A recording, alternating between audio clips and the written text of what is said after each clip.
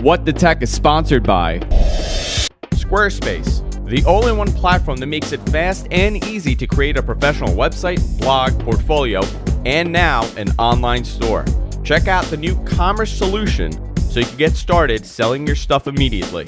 For a free trial and 10% off your first purchase on a new account, go to squarespace.com/whatthetech and use offer code WhatTheTech5.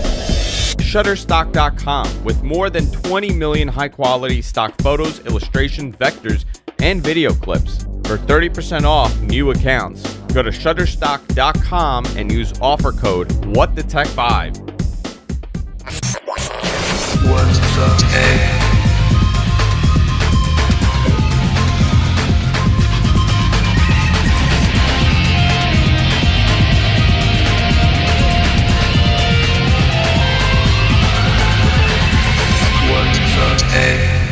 Hey everybody, welcome to What the Tech. I'm Andrew Zarian, and today, filling in for Paul Thurrott. He's out on assignment. I don't know what that means exactly, but he is out on assignment. But filling in for him is Josh Coleman from the T4 Show. How you doing, Josh? Hello, Andrew. It is incredible to be here. I mean, I really feel like you've embraced me on the show. I mean, my name's down here. Got a little lower third. Your name's on there. Paul's away all week. We were supposed to do a show on Tuesday. And Paul, his schedule was so out of control, and he's like, listen, I don't think I could do it, and that's rare for Paul to say. And we kind of set it up for Friday, and he messaged me this morning. He's like, Andrew, I'm still, bombarded with work. I'm like, no problem. I'm like, I'll get Josh to fill in. He's like, yeah, I think that's a good idea. I think Josh is great, and he'll do phenomenal on the show. Wow, that's an amazing story. Yeah. I wonder if it's actually true. Well, Paul will be back next Tuesday for people panicking and saying, where is Paul? Where is Paul? Paul is going to be on Tuesday. So we're going to go through a lot of stuff today. We're going to talk about Google I.O. We're going to talk about some of the Nintendo stuff that happened. My opinion on where Google is headed. There's a lot to talk about today, but Dota? Are we talking about that? No, we're not going to talk about your gaming. Oh, okay. But I do want to give you a little plug. Josh here, he is the founder of Maverick Designs. He does web design. He does web consulting. He does digital presence. He'll create your digital presence. So I just want to get that out there, and a little shout out to you and Maverick Designs. Yes, thank you very much. If you want to get in touch with me, just Twitter me at Culmination or send me an email, jmaverickdesign@gmail.com. So let's get into the nitty gritty. I want to talk about Google and what they announced this week. And, a lot of people were disappointed that they didn't announce hardware. You didn't get the Google Nexus devices. You didn't get an updated Google TV. You didn't get pretty much any hardware. The only hardware announcement that they had was that they're going to be selling the Samsung Galaxy S4 unlocked for $649. It's going to be on GSM, available on T-Mobile and AT&T.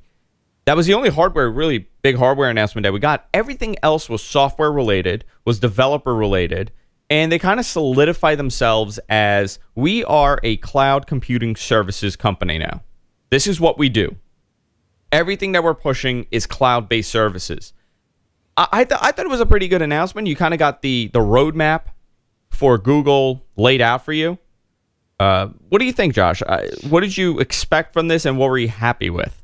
It's so funny just hearing you talk like that. They really did. I mean, you just broke it down. That's exactly what they did. They basically said, we are a cloud service. We have everything you need in your digital life to be successful and have a good workflow. Everything's connected. The lack of any hardware coming out was weird, because it's usually like the Nexus 7, the new Nexus phone that's going to be coming out, stuff like that. But yeah, the S4 coming out, I went, oh my God, they're releasing a pure device with the pure Android on it. I was so excited. And then they said $650. But is that a big deal? I mean, right now, anybody could go and get an S4 and just unlock the thing. And, technically you could put whatever ROM you want on there when you root it. And you could have a pure experience. I mean, that's what I do with my phones. True, but you and I also are at a different level than the normal person, where we're able to take on that. And I don't think the regular person, I think the regular person is supposed to buy a phone that has Android, and that's it. I don't think the regular person even knows what they're getting when they're buying a phone. Really? I swear, my opinion is that everybody's thinking they're buying iPhones. or droids. They really do. They just walk in and go. They know two things. They know an iPhone. They know a droid. They walk in there and they buy a droid or an iPhone. They have no concept of what the Galaxy S4 is. They just know one is droid and one is iPhone. Wow. And I deal with this all the time with relatives. I mean, this is a common thing for me to have to sit there and explain to someone where, this is the iPhone. There's two different iPhones. There's the iPhone 4S. There's the iPhone 5. People really, the average consumer, in my opinion, maybe I'm underestimating them, but I don't think they know what they're buying when they walk in there. I think that was true 3 years ago. I think today's group of people, I think we've had smartphones long enough that people are starting to pick up the differences between the two. I really do think, like, when my grandmother, who is 82 and is amazing and very social, she still goes out. She goes, look, I got the new iPhone, and she did show me an S3, and I was like, you realize this is not the same thing. And she didn't understand how it didn't have FaceTime, but yet my mom and dad, who are in their 60s, knew that there was a difference. I don't know. I find it interesting. I found the entire thing interesting about how the market is kind of saturated with these terms, but nobody really knows really what they're getting. But back to Google. There was some. I'm just going to go down and change and we'll discuss them. There was a revamp to Google Plus. If you guys have Google Plus, I'm going to pull up my page here. You're going to be able to see the revamp. I'm not see your likes. What do you like? Yeah, look at this. Here's the revamp. So they kind of made it almost like a Pinterest type style, boxed format here. That's true. Yeah. I really don't do much on here. I just do Google Hangouts every now and then. So looks like that's all you're doing. That is all I'm doing. They updated Hangouts. Now Hangouts is a standalone app. Took over for Google Talk on the phone. And I thought this was great because they were incorporating that Project Babel that they had, and they were going to kind of unify the entire chat kind of experience on an Android phone. And they still kind of half-assed it, in my opinion. Yeah, Andrew, I couldn't agree with you more. I mean, we have Facebook Messenger came out, and I kept going to you, listen, it's replaced my messaging app. I love that not only can I use it to get SMS, but I'm also getting my Facebook messages. And then they released this Hangouts where I'm like, finally, I won't have to deal with Google Plus Messenger, text messaging, blah, blah, blah. But it doesn't have text messaging, and I think it's a failure in that respect. No, they announced actually shortly after that they're going to incorporate SMS into Hangouts, but the term Hangout, and this was a discussion I was having with somebody, is that the proper term for what you're doing on this device? So Hangout refers to the video service that they have. Time, though. Yeah, I mean, I guess so, right? It's not really productive. I don't like that. You're right. That's a good point. They're going to be hanging out on the video service. You could do Hangouts voice on this thing. You could do Hangouts chat. But does the chat and SMS kind of fit into the Hangout experience? That's so interesting. I didn't even think of it that way. You know what? Now that we're talking about it, though, when I first heard it was called Google Hangouts, I was like, I just didn't understand why that was. I guess because that's the most popular service coming out of everything. So they said, let's just name it that since people might know the name of that. Yeah, I don't know. I mean, to me, Google Talk would have been a better name, or Google, Babel would have been a better name. And I don't know. I think the marketing with the Hangouts thing is that they're really pushing Google Plus. They're really trying hard with it, but I can't connect to Google Plus for whatever reason. I know a lot of people use it and a lot of people like it, but I personally cannot go on that service and start using it on a full-time basis. Yeah, I don't know a single person that has that experience, except that's not true. There are some people I do follow. They strictly are on Google. I think you have to make a choice. Am I going to go Facebook or Google Plus? Because, I mean, I want to say they're similar, but now they really have their differences. But I don't know. It's such a tough one. I mean, they've tried to reamp it. I mean, they talked about, we can go into this, is the thing that they're doing with your photos, where they have an algorithm that's going to look at your photos and basically pick the best ones it thinks are your best ones. I guess we're gonna have a problem with Instagram photos now. So how does that work exactly? Because I don't post pictures on. Actually, you know what? Let me try doing a picture now. Yeah, let's do it. Let's see what happens. So let me open up iPhoto because I'm on a Mac. Sorry, guys. I know. Do you have any posting picture music, like some like soft jazz? No, I don't have soft jazz. Oh, you don't post your pictures to soft jazz? Here, I'm gonna post a picture of me. Okay. So Shocker, it's a picture of you. You had to do something of you. You couldn't do something else. So here we go. So let me see here. So we now have a picture of me here. I'm sorry that if you're listening, you're gonna have some issues. Oh, it's one with you with gigantic arms. I'm cool. That's the title. I could do the wizard button. Wow, look at that wizard. Oh, look at that. It actually cleaned it all up. It did. You saw that? Yeah. And let's hit share. I just posted a picture. Let's see. There Now you no go. one will ever see it because it's on. No, I'm just Enhance your kidding. photo next. Share with the right people next. Okay, so it's giving me all these things. But, I mean, that's pretty much how you do it. It worked well. I mean, nothing crazy, but it was a big push for them that they're going to be able to do this. Correct. I don't know. I like the concept of Google Plus. I like the concept that people could go and type whatever they want and they could kind of use it as a blog. But I just cannot get myself to use it. And I have the same problem with browsers, so maybe that's my personal issue. Do you have a problem with browsers? I do. I can't jump ship to another browser. Really? Who's your number one? Firefox. Oh God, what year is this? No, 2007? No, I can't. I have a big problem with it. I can't kind of jump over and use another browser. I used to be a Safari guy, and then Chrome finally has moved me over. The thing is, can you do this in Firefox? Like, no matter what computer I'm at, I have all my bookmarks and all my plugins on any laptop. I think you could do that now. I don't know. I think you could do that. I think you need to switch.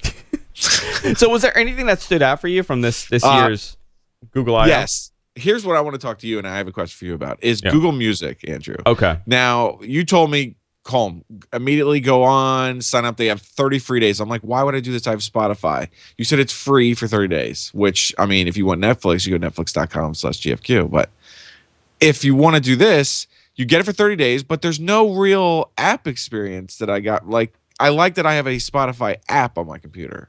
Yeah, I So mean, this- it's the same layout as Google Music. It just says all access now, and you could kind of search whatever you want, and you Right. can find whatever song. So, like, these are things that I've played over the last, whatever, and it knows. So it's kind of able to build like a recommendation and a recommended station list for you. But they have a lot of competition. They're competing with Pandora. They're competing with Spotify. They're competing with Rhapsody.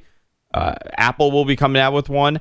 I'm not crazy about the service. There's still a lot missing with this. Yes. I mean, the Spotify to me feels far more complete and developed, but obviously, they're going to because they've been at this for quite a long time. Right. Do and I we agree. need? Is this something that will work for Google? Now, I guess if you have an Android phone, now you have all access. That kind of works for you. The weirdest thing is that I uploaded, I think it said 13,000 songs like a couple years ago. So I have those already. So if I ever want to take a trip in a time machine and relive my youth, I have all of those there. Do you store anything on your local hard drive? Any kind of music? No, nothing. Nothing. So you've There's gone all cloud. I've gone all cloud. Got rid of all MP3s. I originally took every CD I owned and put it in my computer and opened iTunes and ripped everything off and then actually sold those CDs. So I got rid of it because then we had this big conversation. You have this enclosed hard drive that you have to move around from computer to computer with all your ridiculous MP3s. I can go to Spotify and just type in whatever I want to listen to right now. But you know what the problem is with that? I have such obscure kind of songs and stuff that I found like 10, 12 years ago. I need Ferry Corsten at the Sound Factory. That's exactly what it is. That's exactly what it is. So I have like these like bizarre songs that I can't ever find anywhere else, and I've hoarded these songs for years. I mean, I still have the same problem with videos. Like I used to go and like if there was like a funny video, I used to like download it and store it. Oh God. And now everything is available. I mean, I could go on YouTube and find whatever I was looking for instantly. Like I have commercials that I've stored. Do you still buy? Oh wait, we've had this conversation. You love physical media because of your glorious DVD and Blu-ray collection. I do have a very nice DVD and Blu-ray collection that I've never used once. Which I have every Disney Blu-ray movie, but I probably watched them once each. Yeah, it's ridiculous. I mean, physical media at this point is utterly useless, but I'm still one of these people that's hanging on to them. But true, but so I've kind of gone into the cloud-based stuff, right? I have. I've jump ship. I have iTunes Match. I have Google Music. Now I'm paying for Google All Access. I have Amazon's cloud music service. So I have all these services that I'm paying for. And you never use. And I never use them. The only thing that I use is iTunes Match, which from my wife's phone. So my wife has all my songs on her phone. without having to store them there, obviously. But I rarely use any of them, and every time I listen to a song, it's a physical copy on my laptop. Well, here's what I did in Spotify, and it's why I mean, if you look at my queue of songs I've listened to, it's pretty much like every day, and it's because I created really good playlists. And granted, this will take you a half a day if you have to sit there, but it's so worth it because then you can download just those playlists to your phone locally, so you never have to worry about streaming or anything. But if you want, you can stream it. But you really have to do the organization yourself to really get the most out of it. Or the other thing I do is I'll pop on, I think it's like the top songs of the whole world right now, and I'll just put on song 1 and it'll just go down that playlist. So that's easy when I just need music. But yeah, I cannot even believe that people still carry around their MP3s. Michael Manna says that he's using Groove Shark right now. He is not using Groove Shark. He said he started using Groove Shark. I don't believe it. He didn't tell me. Yeah, that's what he just said. So maybe you're not as good of a friend as you thought you were to him. I'm just saying. Hey, with that said, I want to continue this discussion, but we have to take a little break and talk about our sponsor, Squarespace. Fast and easy, reliable service to make a website, blog, portfolio, whatever you're looking for. This is why I love Squarespace. And Josh, this may be a little off for you because you develop websites for people. Correct. So how do you feel about Squarespace making it so simple for people? Well, listen to this, Andrew. Yeah. Culmination.com is a Squarespace site. It is a Squarespace site. It is, because you know what? Squarespace, what's so great about it is that this puts the power to make a website in your hands with simple, easy menus and UIs that you can understand.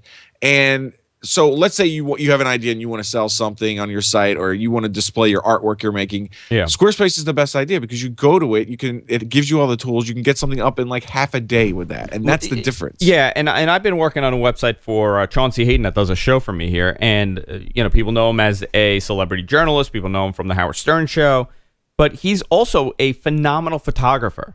Yeah, I mean, just a very talented photographer.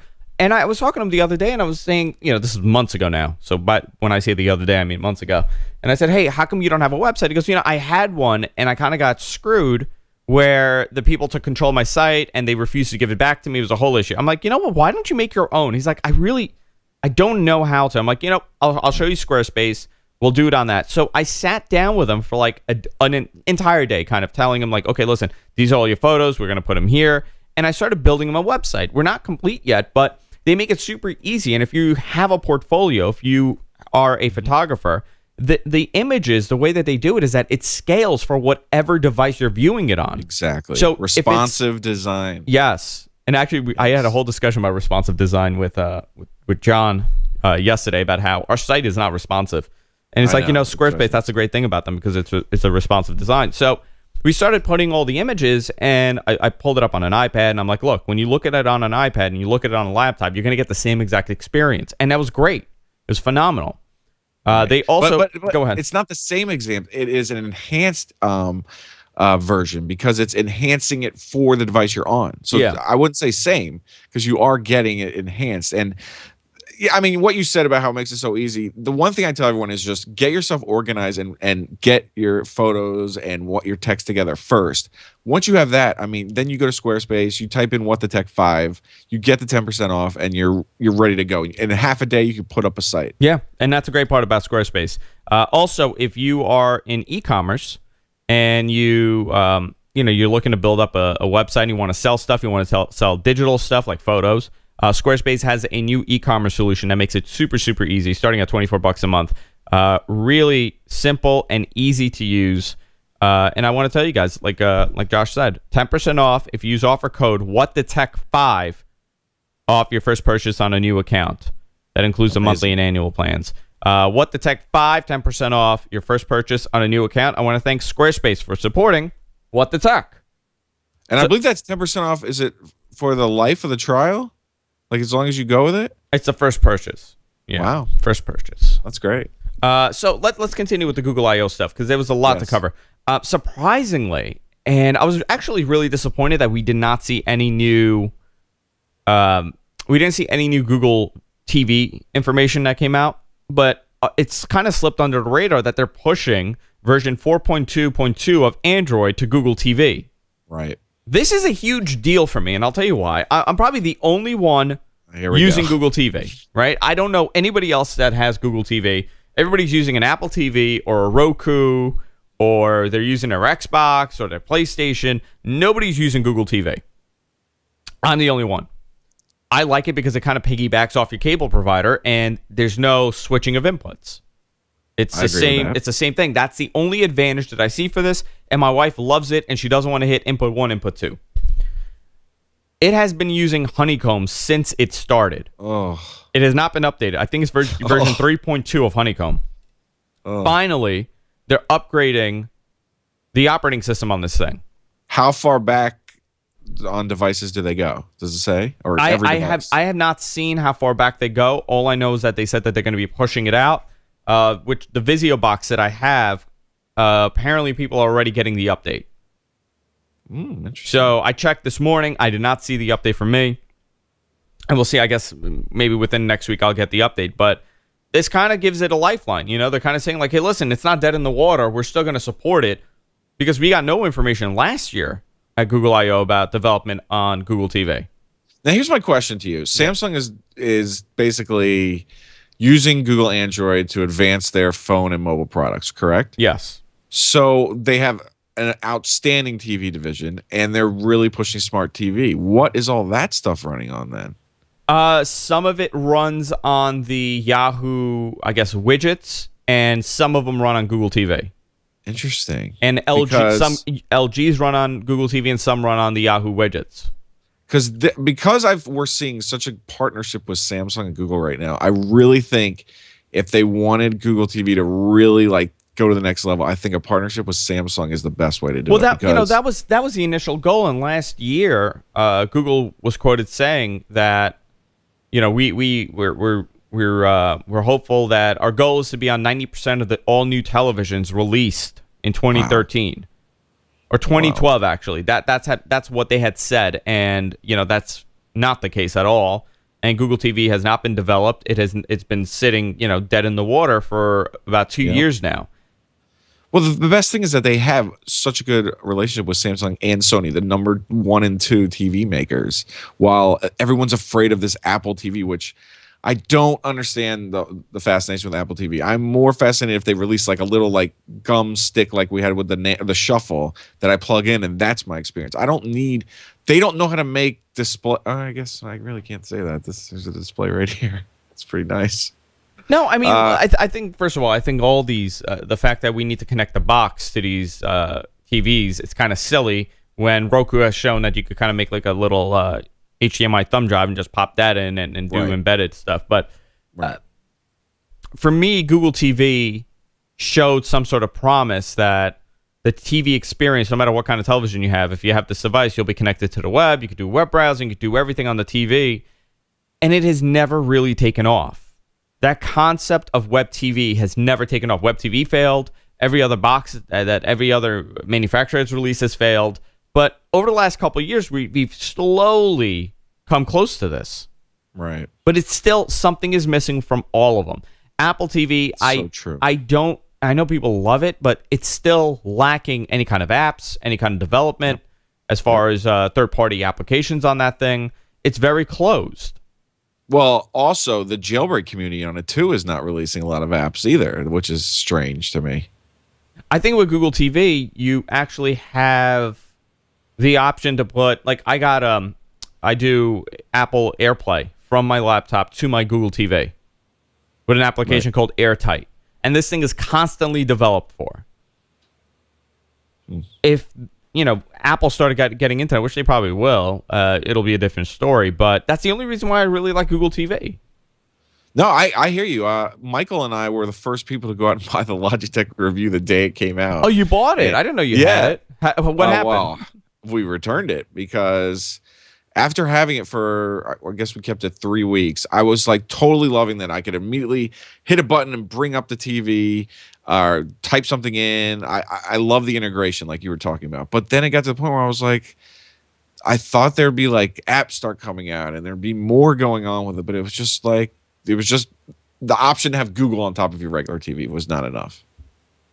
I actually have the review sitting. I in the loved it box for right 2 now. weeks, and then I did. Oh no, I actually use it for a long time, and I actually over Christmas I bought another Google TV. I bought the Vizio one. Right. That's after I told you to buy an Apple TV. That's after you told me to buy an Apple TV. Yeah. All right. Thanks for listening. Yeah. Sorry. Yeah. Great. The Google TV stuff was pretty cool. We got to see some information about that. We went through the revamping of all the services. We spoke about All Access. I want to talk to you about the Xbox now, since we're on the topic of what's in your living room. Microsoft's announcement will be coming May 21st. The new console announcement, which is next Tuesday, I believe, right? The 21st is Correct. Tuesday. This Tuesday. Yeah, 10 a.m. So 10, 11, 12, 1 o'clock East, they're going to be doing the unveiling, the revealing of the next generation Xbox. This device, I'm very excited for it. I mean, more than any other device that's come out, because I really think this is going to control your entire... the living room will really be controlled by this, and the fact that they have these second screen experiences like with Windows Phone and with the Surface, you're going to get something pretty good, or you're hoping you're going to get something pretty good. Yeah, I am totally on board with this. I think new console launches are so exciting. And I love that everyone was so worried about when this event was happening, but luckily here on What the Tech, I believe, wasn't it, that told everyone when it was happening? Yeah, unfortunately. Unfortunately, it happened on this show. Is it happened on this show? Yeah. But yeah, I mean, you're totally right. This is really they're gonna take what Sony showed us and probably sprinkle a little of that in if they didn't already have that. And then they're gonna probably try to one up them. But here's my question to you, Andrew, is are they gonna do the same thing that Sony did, where they're just gonna tell you about what they want to do and then just show you a controller and then we don't see it till No. I mean, this is coming, you gotta also remember, this is coming 20 days before E3. Right. So there's going to be something that's obviously shown and discussed at E3, and they'll probably go more into detail at E3. But my opinion, they're going to unveil the device. They're going to show the new user experience. They're going to talk about one unified OS across all platforms, whether you're on a tablet, a phone, a laptop, or on your television for gaming and media consumption. That's going to be their big push, in my opinion. I'm just speaking. No, I think you're right. I think that's where they need to go. I mean, the reason why I've sort of like finished with this generation, like I'm not playing a lot of PS3, I'm not or Xbox unless it's like a big game release. So I've moved over to the whole PC and Steam community. Do I get to talk about Dota here? Or? Well, yeah, you could mention it. Okay, so I'm playing this game Dota too, but I love that whole integration of. Here's the best thing. There's a thing going on called the International, which I talked about it on T4 show. They do this thing where they're showing these tournaments live in the game, and you're able to go in and spectate, choose the broadcaster you want from a list of broadcasters, and then you can save it. You can chat while you're watching. I mean, it's really bringing the whole like, hey, we're on the internet now. We have a lot of people have fast connections. We're all gaming, and just because I'm in front of my device doesn't mean I need to sit there with a controller. There's so many options that I can do right in front of this. So yeah, like you said, this is going to be really super exciting. What do you think we're going to see from the Xbox? What do you want to see? Because you're far more of a gamer than I am. I love gaming, but I kind of fell behind over the last couple of years, and I've never been able to pick up a first-person shooter, and it seemed like the consoles became all about the first-person shooter. What do you want to see in this next Xbox that we're not getting now? Because I don't think the story of this Xbox will be the graphics. That will not be the story. And this is the first time that has happened. Every console from 30 years ago has been all about the graphics. That's why you buy it. You buy it because, oh wow, look at the graphics. It's 2 times better. It's much more realistic. No, we're not going to get that till 4K TVs. I mean, no, I think we'll see some changes. I mean, look at the Xbox. People say it's got long in the tooth, but look at 6 years ago compared to now, and the quality of the games and the graphics of these games. It's gotten much better because software and they figured out a way to do this. I think with this Xbox, we're going to get a graphics increase. It's going to look a little better, but that is not the story of this device. This is the first console that is not really a console. It is a living room media consumption hub. It's a terrible marketing name, but I can go with it. Yeah, I mean, I'm just coming up with a name, but that is going to be the story of this device, where grandma is now going to buy an Xbox for the living room. Yeah, my parents have an Xbox. Do they play video games? No, not one time. They have a PS3 too for Blu-rays. Because they asked me, what should I get? I'm like, well, obviously you're going to get a PS3 when you need a Blu-ray player. No, I agree with you. That is interesting to think about. Like, it's not going to be driven by graphics, which, yeah, usually it would be like, 8-bit, 16-bit, 64-bit. You know, it's like, I don't even know what bit are we on now. Do they even do that anymore? 5,000. No, that stopped. It's like polygons. Yeah, that stopped a long time ago. But I think a lot of the at the unveiling, we're going to see the next generation Kinect, and they're going to really push that. Ooh. They're going to push this, controllers. You really think so, Andrew? You really think they're going to keep pushing motion? Yeah, they're going to push the motion. And you want my opinion on this? And again, I'm not saying anything that I know or don't know. I mean, this is all my opinion. Because I get accused all the time. People are like, hey, I know Paul said something to him. I'm like, no, I know as much as you guys know on the show. And I don't like talking to Paul about this off the air because it may slip. I think what they're going to do with the Kinect, the Kinect will be, their big push is going to be like, look, you don't even need a controller. So grandma doesn't need to pick up an Xbox controller to kind of watch her shows. All she needs to do is this. That's going to be the big push for the UI. And they're going to really push their content providers. They'll probably announce something with Verizon and Time Warner, where every channel is available on this device. You don't need another box. You could take it and go. So if you have a room without a cable connection, no worries. As long as you have internet, you're good to go. They have to, and consoles are dying. If you look at the story, it was a little one-sided, but they said there's a 40% drop in console sales so far for the year. Obviously, that's true because everybody's waiting for the next generation console, but I don't think people are going and buying these consoles like they used to. It's not that much of a priority where people are like, okay, well, I have to get the Xbox. They have to get those people like me that kind of fell out of gaming to still go and buy it. And how do you do that? You offer them a lot more. And I think the fact that it's a media device is what's going to sell this box. Now, wow. Josh, let me ask you this: what price point should they be at? God, Andrew, this is such a hard question. Because I could be wrong, and I'm wrong a lot of the time when it comes to these stuff. But I don't see a $500 Xbox. I don't see Microsoft being able to market a $500 Xbox in 2013. I don't think they can either. Or anybody. I mean, Sony as well. I mean, Sony too. I cannot see them marketing a $499 Xbox or PS4 in 2013. Those devices, we got so used to these low prices where, okay, so if you want a game, I mean, the Xbox right now is like $199. You get an Xbox with everything. We're kind of used to seeing that price point. Let me ask you this, Josh. When Nintendo came out with this Nintendo 64, right? Yes. They went from the Super Nintendo to Nintendo 64. Yes. What was the price point of the Super Nintendo when the Nintendo 64 was going to be announced? Oh, wow. I know I bought mine for $189, and I have no idea when that was. I would, but it was so different. I remember buying games for like $60, $70. $70, yeah. I mean, that never changed. Oh, yeah. Is that going to happen too? Is this generation also going to make it where $59.99 is now $69.99 for new games?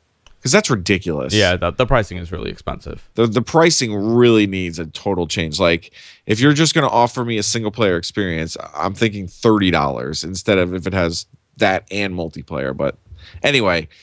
By the way, here's some of the when I think it is. Yeah, give me the price point, and I'll go based on what the chat is also saying. I'm going with $449. $449 for a brand new Xbox with two controllers. One controller. One controller. Give me one controller, and I'm putting a game in it that has to do with the new Kinect. Okay, so Kinect Play, whatever it is. It's called Kinect Sports. Okay, so but you're imagining it comes with a Kinect. Oh yeah, it's got to now. Okay. I think while you were talking about the hand integration in Minority Report, I'm thinking it's gonna be more of voice control. Yeah, I mean that. We say Xbox. Call Andrew, and it's gonna call me. No, it'll call someone else because it couldn't understand what I was saying. It'll call Paul Thurrott. And it'll call some guy named Anju in India. Yeah. Hello, Angie. What are you doing, man? I'm going based on the chat room. Eric Timmer says $3.99. Michael Manna says $3.99 for the low hard drive, smaller hard drive. $4.99 with the Connect and larger hard drive. Wow. Let's see. You think it's gonna be terabyte drive in it? It's got to be, right? Paul had said it was coming with a 500 gig hard drive. Oh well, then it's coming with a 500 gig hard drive. Which I think that's more than enough for now. I mean, if they're gonna push cloud computing on this thing, also, I mean, think about it. If everything is on the cloud. Eric also says $199 with a subscription. Yeah, that's true. I think they'll do a version like that. I don't think at launch, but I think eventually. I also say $4.99 with 1 year free of Xbox Live. Wow. Now then they can charge the higher price. It makes it worth your time. I think that's total. But do you think that is worth the money? Because I've been using the PlayStation one, the PSN, paying that, and they give me free games every month. But it's so convoluted. Amazing. You know, and I'll tell you something. I always feel like I have to say this because I get, then people like on YouTube are like, hey, Andrew, you don't know what you're talking about. I don't know what I'm talking about, but I recently put my PS3 back in my living room, and I started playing a game. I was playing Fire Pro Wrestling on it. And it's a re-release of the original one from like 2007. So I hooked it up because Michael told me it's such a great game. And have you played it since? I got so frustrated I almost took my PlayStation and threw it out the window. and I'll tell you why. From the beginning of this entire thing, it was just such a pain in the ass. So I'm imagining it's like Xbox. I'm going to go. I have Xbox points. If not, I mean, now they killed the points. But I have some Xbox points. I buy the points. And I say, this is the game I want to buy. Downloads it and you're done. No. The whole experience with purchasing something through PlayStation is so convoluted and complicated. I needed to, and then it told me like, hey, listen, your credit card is invalid. Do you want to put another credit card in? Yes. And then it says, okay, purchase canceled. Like, it doesn't give you the option to put another one in there. So it was so complicated.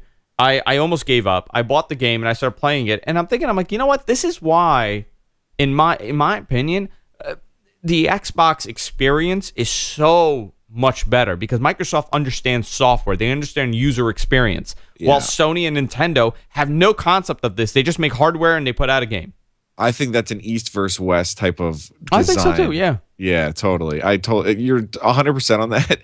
Because they've changed. If you've looked at the PlayStation store, I mean, you could say this, I guess, for Microsoft too with their store, but the change that they did has been such a radical change from what they used to have that it's just so ridiculous.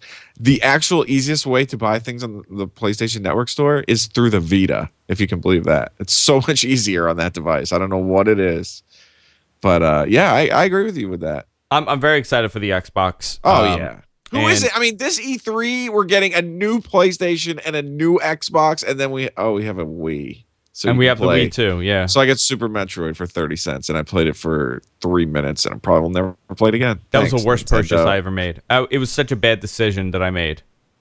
I should have just bought another. Super Mario World in like 2 days. Yeah, wasn't that crazy? And then, the one, I mean, do we want to go into that now with Nintendo? We'll go into it, but you know what? We need to take a little break and talk about another one of our advertisers. And I'm going to edit this part out because I cannot find the ad. There we go. It's Shutterstock.com. The ad was missing for some reason. Now, Josh, I want you to talk a little bit about this because I've discussed Shutterstock. I've used Shutterstock. My wife has used it for her website. They have over 20 million high-quality stock photos, illustrations, vectors, video clips. So pretty much whatever you're looking. If you're a creative person, if you're creating websites, if you're a photographer, if you're creating a publication, an advertisement, they have something for you. But you have used Shutterstock and you continue to use it, right? I am a huge fan of Shutterstock. And let me tell you why, Andrew.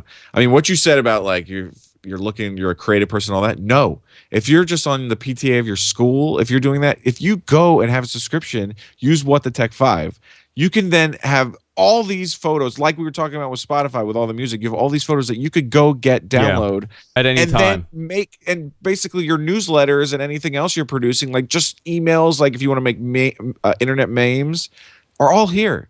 I mean, this is a no-brainer. 30% off with your new account too. Yeah, so if you sign up, you get use offer code WhatTheTech5, and you get 30% off on a new account. we've been using Shutterstock for a long time, but the fact that my wife, when they started, advertising on the show, my wife goes, Shutterstock, I've used them. I'm like, what? When have you used them? I'm like, you don't. What do you mean? She's like, oh, I use them all the time for school, and I use it all the time for when I had my website. She would always use a lot of the stock photos from Shutterstock, and the reason for that is that you have access to like a plethora of stuff. You're not just limited Everything to one or two photos. Everything. Yeah, the tagging system that they use is so incredible. I mean, you can basically type in palm tree in desert with rain, and maybe we'll be able to find that, which is probably impossible. Let me see. But I mean, you can get those things, and I rely on it so much as a designer. I mean, you can only do so much with text. You can do incredible typography, but to have the ability to get an image, use that full image for a full bleed, or maybe you cut out an object inside that image, it really just it pluses everything to that next level. I put in Colm. I got nothing. I got a couple. Culmination is the actual brand. You know what's so funny how they say, I mean, that once you put some on the internet, it's there forever. That's not true, actually. Why? At the Your early stuff stage has of the gone away. internet, I put a ton of stuff on the internet that you can never find. So there you go. So Shutterstock.com, over a ton, I mean, insane amount, over 1 million of the best royalty-free stock videos also available. So if you're looking for videos, you can sign up there. Shutterstock.com, use offer code WhatTheTech5, and get 30% off on a new account. Wow. I want to thank That's Shutterstock for supporting What the Tech. And let me talk about vectors. Do you know what vectors are? Yes, I do. You do? Wow. Yes. A lot of people wouldn't. What's great about vectors that they have there, let's say you needed a picture of an apple, because this show loves apples, right? Yeah, we do love apples. Okay. Maybe Windows we could get. Anyway, you can get a vectored image. So then you have this apple, and make sure you read the licensing rights of the image. But you're able then to change that apple. It could be a blue apple, an orange apple. You could change, make it bigger or fatter, because you have these vector files that no matter what size it's at, you can manipulate it and then use it in your creation. So check them out. What the Tech 5. Sorry. One more. No problem. You want to go into the Nintendo stuff a little bit? Yes. Okay. It's over for them, right? I mean, they're done. That's what a lot of people are saying, but they have, what is it, $13-14 billion in the bank or something like that. Here's what's going on with Nintendo. Nintendo released Wii U ahead of everyone else for this next generation. Doesn't really have a lot of games. It's not doing so great.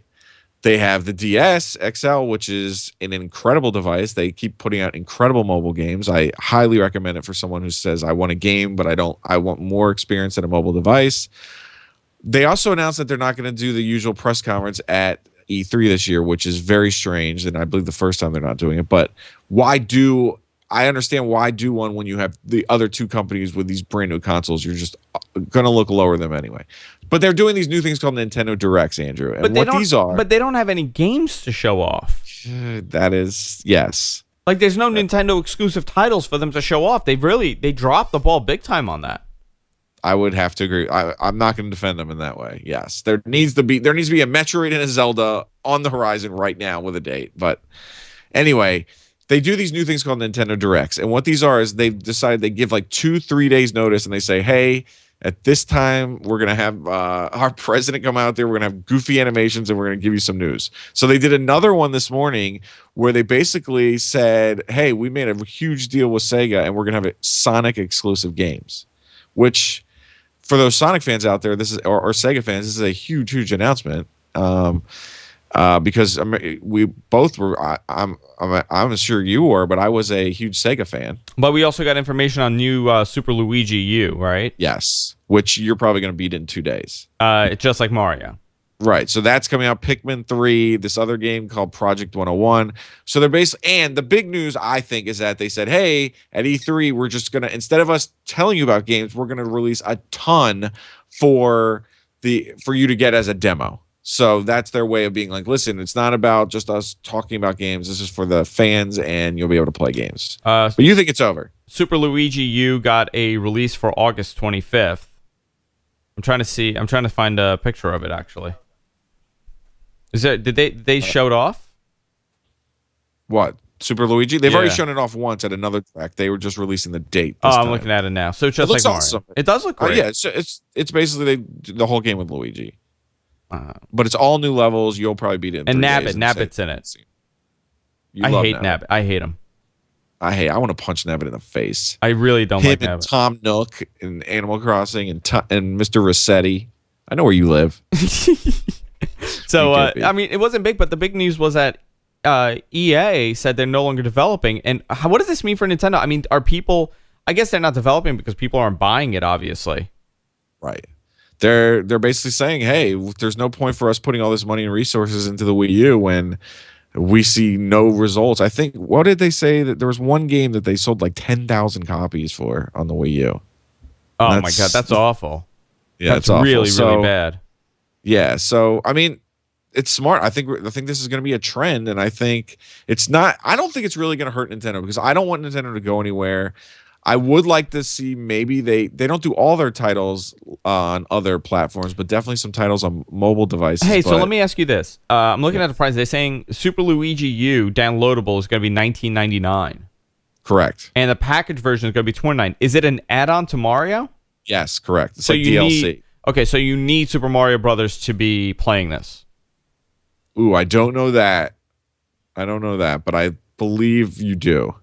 All I know is that Nintendo has realized that they've sold a lot of DLC, and they realized people want to buy their old games, and they're realizing, oh, digital. I have to say, they are doing a better job with looking forward and being able to give you a digital product. But here's the thing about Nintendo. They need to release these things, and they need to remake all these games. Every one of their games has to be remade for the Wii U. I mean, and you do this every couple of years, and you remake it and make it a little different, and you're going to be able to sell all these games all over again. But my question is, with the downloadable content, so with Mario, for example, have they done this in the past where they've said, okay, you know what, Super Mario U, the next one isn't coming out for a while, so what we're going to do, in like 6 months, we're going to add a bunch more levels. Right. Have they a mobile game, like Angry Birds? Yeah. So the lifespan of this game is extended tremendously. Right, and I hope that's what's going on here because that's what it seems like it's going on. And if you also looked, they released a game that's downloadable for 3DS called Mario and Luigi March of the Minis, I believe it's called, and that is pretty much a mobile game, but on your 3DS. So and they also announced they're going to have more and more levels coming with that. So they're getting better. Do you see them releasing their library to mobile devices like Android and iOS? I think their classic library, and I would have to say, eventually would have to be on those devices. I mean, are you kidding me? If one of those games was put on iOS right now, everyone in the world would buy it. Absolutely. Yeah. So, I mean, eventually they're going to have to, but I don't think anytime soon. They don't really need to. I mean, the question is, are they, Nintendo has a library of, let's say Mario, Zelda, Metroid, and give me another one that they have. That's a, a flagship. God, now my mind is not working. Kirby. Okay, Kirby. Yeah. There you go. Thank you, Eric. I mean, that's pretty much it comes down to Mario and Zelda, True. And Metroid. And Metroid too. Yeah, I like Metroid. If they opened up the past library to, iOS and Android, they would be making tons of money, and it still wouldn't affect their day-to-day sales for the console because you're getting a totally different experience if you're downloading it on iOS or if you're playing it on the TV. It's not the same market. I do not see it being the same market. Well, you know what's funny is that I think Sega was resistant too, and then they saw such a huge success when they released that. It wasn't the exact Sonic game, but it was like that. It was one of those like Jetpack Joyride type of things. Yeah. And they saw such a huge success with it. And they're like, well, we should probably be making specific games for this. So I really like what Sega's doing right now. I mean, they were my console growing up as a kid. Like I was a Genesis kid. Me too. And it was so sad. Dreamcast, obviously, both you and I think it was an incredible system. And then they went and said, you know what, we're just going to do software. And they have done an incredible job with that. I still attribute Dreamcast's failures to wrong place at the wrong time. Yep. And piracy really, I think that was a significant chunk of the reason why they did bad because it was so easy to pirate a game for Dreamcast. Yeah, I think you just said disc copy. Disc copy, yeah. Or so I was told. No, you didn't need a mod chip. You would download this bootloader. You put the bootloader in, and it would say like, "Hey, okay, put the CD in," and then you put the CD in, and you would play it. That's right. You put in one CD first, and then you switched out the Then CD. towards the end, a lot of the games had the bootloader built in, so you just burnt the CD and you just put it right in. Wow. It was unbelievable. Unbelievable. And it had online gaming. It had an Ethernet. That's slot. right. That was huge. I remember that was the first time I played that Phantasy Star Online, and Yeah. I hooked in the modem, and it blew my mind. Yeah, unfortunately, I was the only one that had high-speed broadband at the time, and I was playing people from like Europe that had like 56K modems. It did not work that well for me. But but you're waiting for, talking about consoles, you're waiting for a console as we speak right now, right? Your Ouya. Yes, I'm waiting for my mother to tell me that the console's here. I had it sent to my parents' house because I'm in between moves. I move in 18 days, so it's coming to their house. I'm gonna go over there. It's out for delivery. I will have it tonight. Andrew, can I say I was like, whatever. When I first did it, I was excited, but then you find out more and more, and you're like, oh, it's just games that you can play on your phone. But then as I hear more and more with Google I/O and how they're doing this whole thing with the Google Games, and you'll be able to invite people, I feel like this is something that is going to grow. I know this is version 1, but I think down the road, this is going to be a really cool platform to have. So this is the Ouya console, $99. You could pre-order it. I guess you could order it now, but you're getting it before because you did the Kickstarter thing. I did. Yes. So this what will do be you? my second Kickstarter. Let's see if it breaks in my hands when I take it out of the So package. for people who don't know, what is Ouya? What do you have access to on this thing? Okay, so Ouya has pretty much is a chip inside. I believe it's a Snapdragon chip inside, and it runs, I believe, Jelly Bean. God, I should have the specs in front of me. Paul Thurrott would never do that. And it comes with a controller, and it pretty much has access. They put a skin on it, and it has like an app store, and they're actually getting console exclusive games. They announced that one of the people who worked on the original Portal and then did Quantum Conundrum is doing a console exclusive game. So games are going to be cheap on it. Since I have a young son, when he starts wanting to play games with me, this is something I could start him on because they're going to be easy, simple games. So they're running on Android, right? That's what it is. Pure Android. Well, I can't say that. I guess it's Android with the Ouya skin. Okay, so how do you submit an application to them? That's what I'm curious about. So now I want an app on there. Let's do it.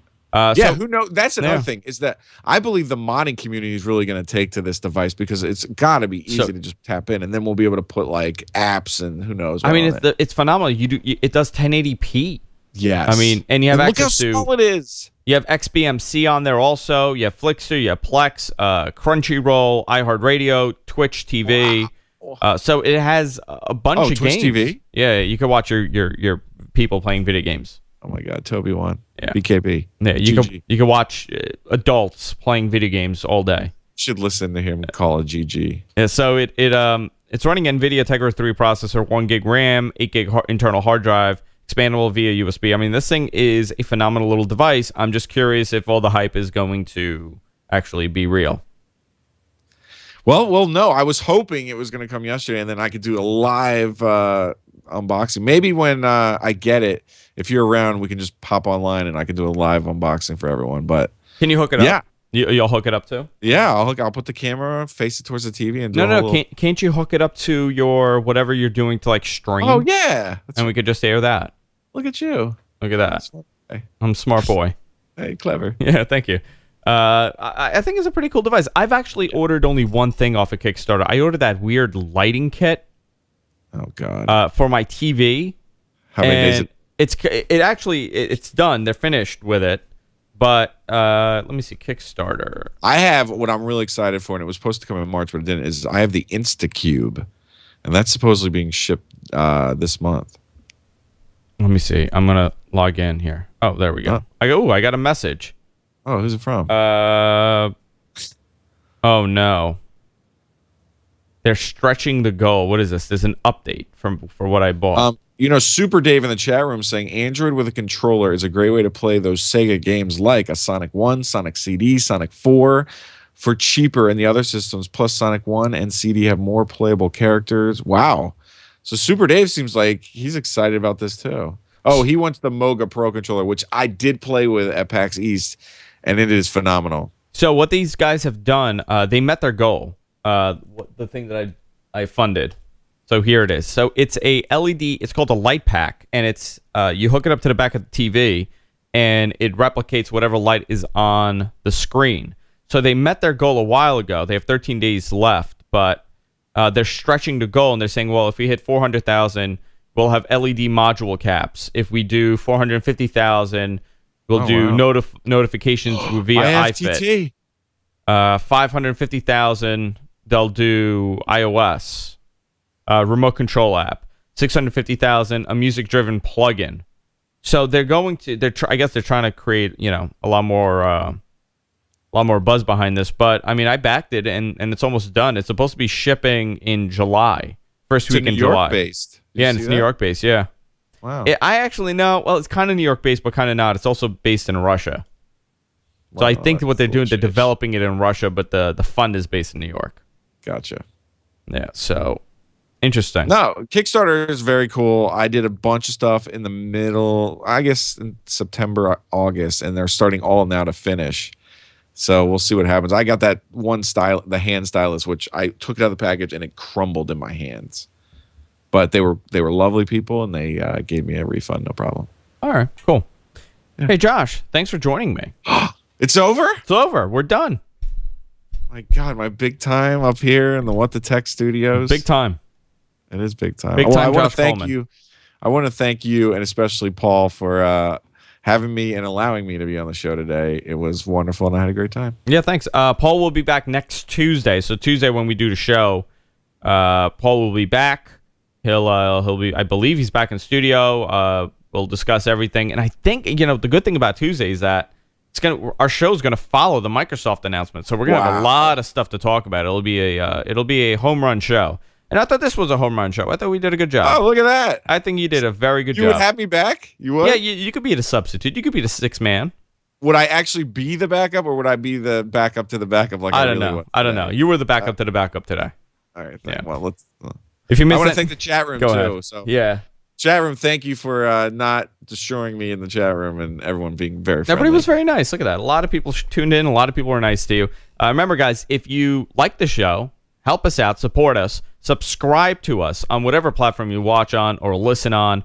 If you're watching us on iOS, if you're watching us on whatever, subscribe to whatever podcasting application you're using. It helps us out big time. Also, if you miss any portion of the show, of course, you can catch it archived at gfknetwork.com. You can follow me on Twitter, at Andrew Zarian on Twitter. Follow Josh Coleman. He's a good dude on Twitter, at Culmination. He'll post it in the chat room for everybody in there. At Culmination, at Andrew Zarian. Follow me. I generally respond back, unless you're really mean to me. And then I just go and I cry in a corner. And then I start drinking. And that never ends well for anybody. Right. And we'll see you all next week, guys. Have a good night and have a great weekend.